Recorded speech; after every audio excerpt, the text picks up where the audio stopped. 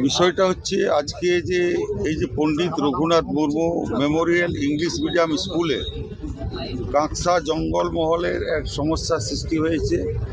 সেই সমস্যা সৃষ্টি হওয়ার ফলে এখানকার আদিবাসী মানুষজন প্রায় 55 দিন ধরে আজকে এই জায়গায় তারা অনশন চালিয়ে যাচ্ছে এবং সেটা তারা সদুত্তর পায়নি বলেই তারা এই অনশন চালিয়েছে।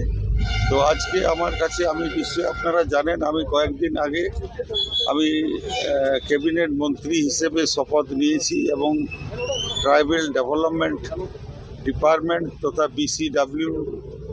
বিসিডাব্লিউ ডিপার্টমেন্ট, মাইনরিটি ডিপার্টমেন্ট, মাদ্রাসা বোর্ড ডিপার্টমেন্ট, এই 3-4টি ডিপার্টমেন্টের মন্ত্রী হিসেবে শপথ নেওয়া হয়েছে।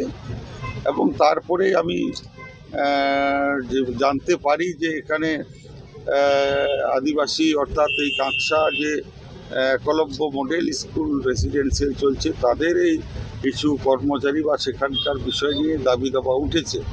তো সেই আদিবাসী ভাই বোনরা যেখানে অনেক দিন ধরে ধর্মঘট করছে, তো এইভাবে তো ধর্মঘট একটা প্রতিষ্ঠান চালাতে গেলে সেখানে আলোচনার মাধ্যমে সমস্যা সৃষ্টি হয়, কিন্তু সেটা আলোচনার মাধ্যমে সেই সমস্যাটাকে সমাধান করা হবে।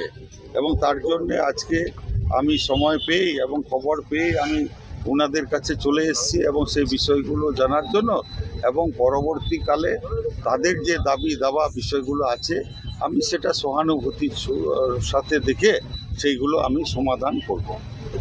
মন্ত্রীমশাই, পাটটা তো একটা বড় সমস্যা এখানে, আদিবাসীদের যে জমির পাটটা, এটা নিয়ে তো দীর্ঘদিন ধরে আন্দোলন করছেন আপনারা, রাজ্য জুড়ে একটা সমস্যা, এটা কতটা গুরুত্ব দিয়ে দেখা হবে? দেখুন, এখানকার যে দুর্গাপুরের সমস্যা, সমস্ত রাজনৈতিক দল যারা সেটা তারা এদেরকে প্রতিশ্রুতি দিয়েছে পাট্টা দেওয়ার নাম করে, কিন্তু বাস্তবে তারা এখনো পাট্টা দেয়নি। ভারতীয় জনতা পার্টি সরকার আজকে চলছে, সেই সরকারের আমি একজন পূর্ণ মন্ত্রী হিসেবে আপনাদেরকে এবং সোশ্যাল মিডিয়ার মাধ্যমে বার্তা দিতে চাই।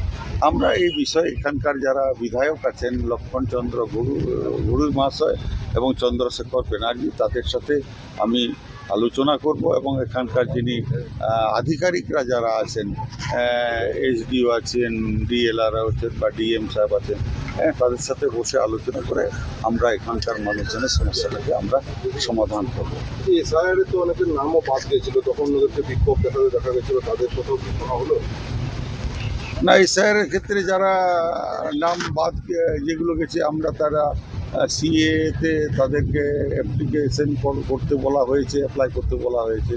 এই ধরনের কয়েকটা এখনও আমরা রাস্তা খুলে দিয়েছি, তারা যদি অ্যাপ্লাই করে থাকে তাহলে নিশ্চয়ই সরকারি যে সুযোগ সুবিধা তারা পাবে।